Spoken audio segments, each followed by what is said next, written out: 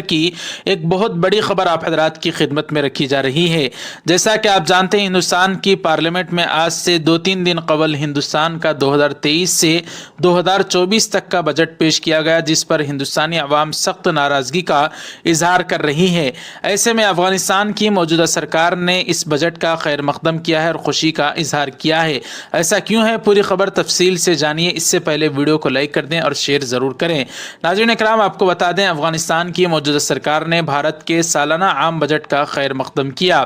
افغانستان کی موجودہ سرکاری رہنماؤں کا کہنا ہے کہ بھارتی بجٹ میں افغانستان کے لیے مالی امداد کے اعلان سے دونوں ملکوں کے تعلقات بہتر ہوں گے اور باہمی اعتماد میں اضافہ ہوگا۔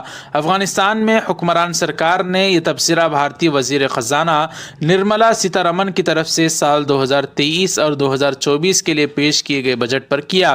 اس بجٹ میں افغانستان کی ترقی کی مد میں 200 کروڑ روپے کی رقم مختص کی گئی ہے۔ بھارتی وزیر خزانہ کے اعلان کا خیر مقدم کرتے ہوئے افغانستان کے سینئر رہنما اور دوحہ میں افغان سرکار کی سیاسی امور کے سربراہ سہیل شاہین نے کہا، افغانستان کی ترقی کی خاطر بھارت کی جانب سے امداد کے لیے ہم ان کے مشکور ہوں گے۔ اس سے دونوں ملکوں کے تعلقات بہتر ہوں گے اور باہمی اعتماد میں بھی اضافہ ہوگا۔ ناظرین اکرام، آپ کو بتا دیں کہ اگست 2021 میں جب سے موجودہ افغانستان کی سرکار نے اقتدار پر قبضہ کیا ہے تو دونوں ملکوں کے تعلقات میں کشیدگی پیدا ہو گئی تھی اور بھارت کی جانب سے وہاں جاری بیشتر امدادی سرگرمیاں رک گئی تھیں۔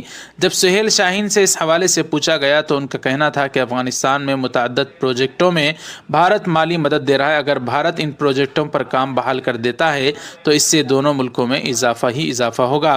ناظرین اکرام، صرف بھارت نے افغانستان کے لیے 200 کروڑ روپے مختص نہیں کیے، بلکہ جو پالیسی ہے بھارت کی، اس پالیسی کے تحت بجٹ میں بھوٹان کے لیے 2400 کروڑ روپے، مالدیپ کے لیے 400 کروڑ روپے، نیپال کے لیے 550 کروڑ روپے، موریشس کے لیے 460 کروڑ روپے، میانمار کے لیے 400 کروڑ روپے اور نیپال کے لیے 550 کروڑ روپے مختص کیے گئے ہیں۔